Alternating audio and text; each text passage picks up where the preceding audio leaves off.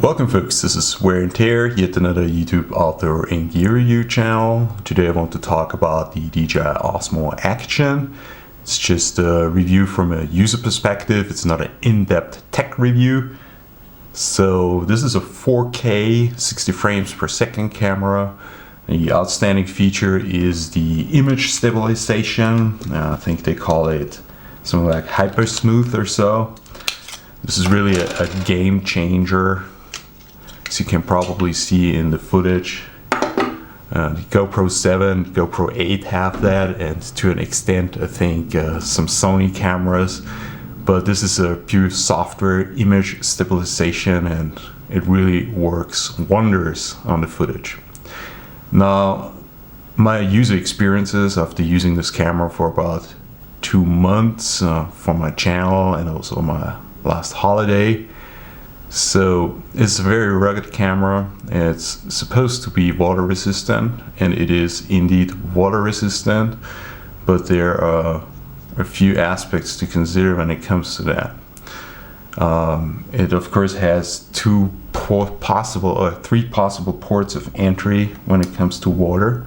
The one is the battery port. It has those square batteries.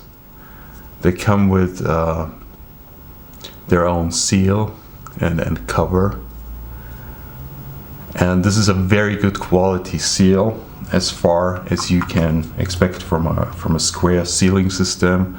You need to push it in real good, make sure both sides are locked, that this should be water resistant.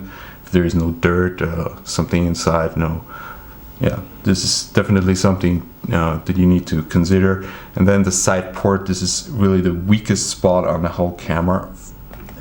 You access the SD card and the USB connector, so that's underneath that little flap. This little flap comes with a mechanic.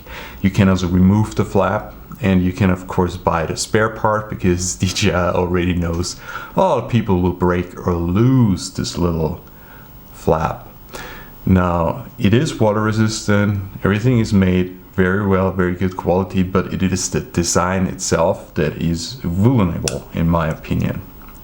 So also take good care, make sure this is closed very well. Now touch the button, the camera came on. So now the third port is behind the lens cover. So you can exchange the lens cover, which is awesome. You can't do that on a GoPro. So if you break it or scratch it, you just get a new one. You can also buy different filters, or for example, a macro lens. Let me show you real fast. So you just remove that. And then you need to be very careful, because there is an O-ring behind that lens cover, and I lost that O-ring accidentally.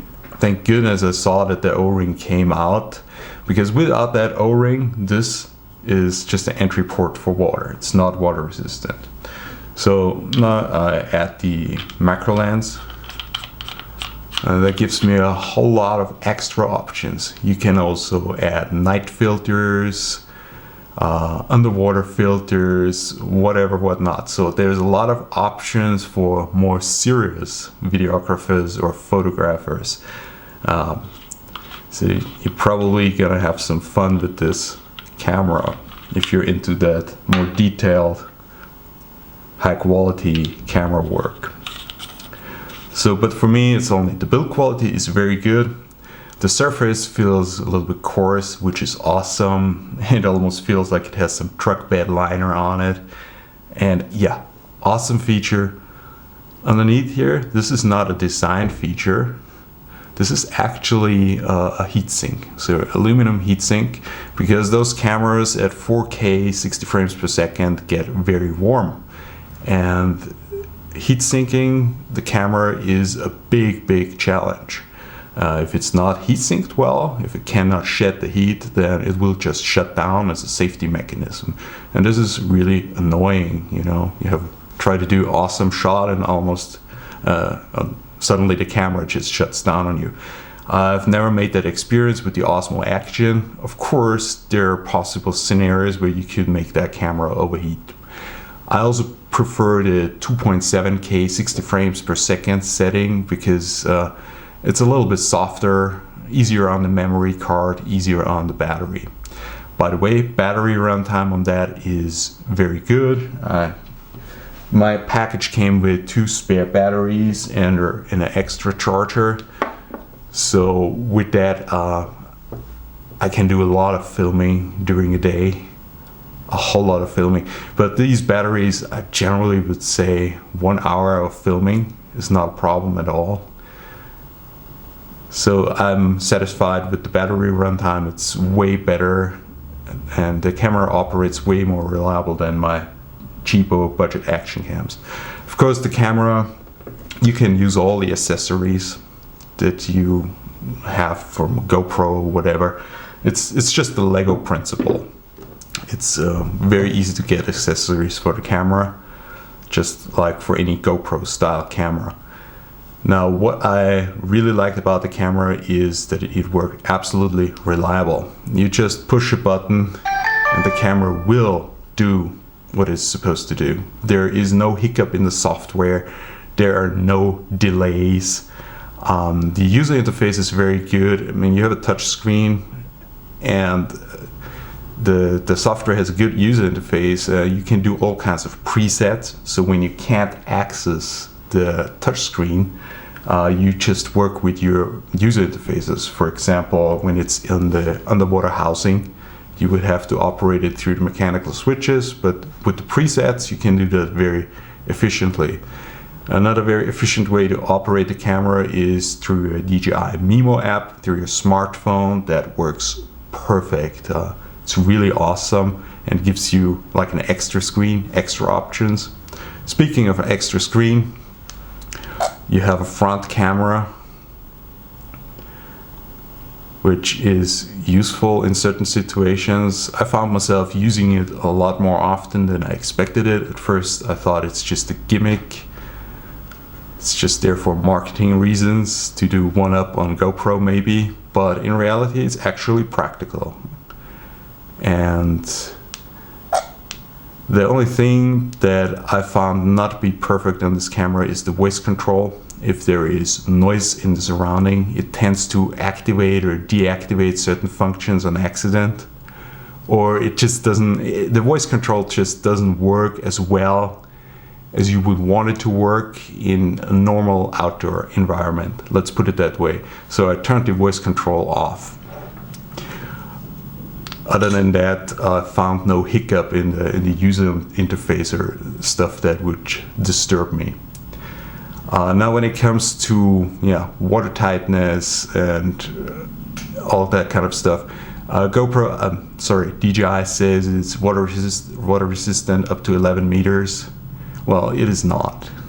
Okay, with that type of seal, of course, you can dive down, snorkel down 11 meters, and it probably will hold up, but you have no guarantee really.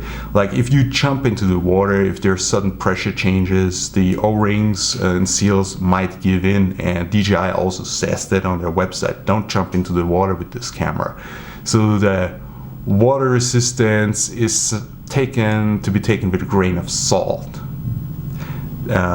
If you really want to have it in a water resistant way, and if you want to really use it with no second thoughts in the water, you need to use a water resistant case, which comes with the usual disadvantages, because then the sound is worse, and of course in a water resistant case you can have the problem of the case fogging up. You need to use certain little tabs that prevent that. So the water resistant, I had it, I did a little bit of snorkeling without the water resistant case, but that was only in shallow waters, and you need to be careful not to have sudden pressure changes through like extreme moves or jumping into the water. So this is something where you need to be careful how you operate the camera. The seals, it's just based on the designs. They have excellent quality seals, but the design only allows for so much water resistance. Now, again, my general user experience with the camera is I'm just blown away by the quality of the footage, by the image stabilization. I love that the software comes nearly flawless. The only downside is I cannot run firmware updates through the DJI Mimo software, so I cannot do the firmware updates through my smartphone. I actually need to put the software directly into the camera on the SD card and then run the updates that way, so I need to download it manually from their website. For some reason, this does not work with some users or some smartphones. So, but that's a minor inconvenience. The software of the camera itself works the way it should work. And that is really, really awesome. That's much more than, for example, a GoPro 7 offers.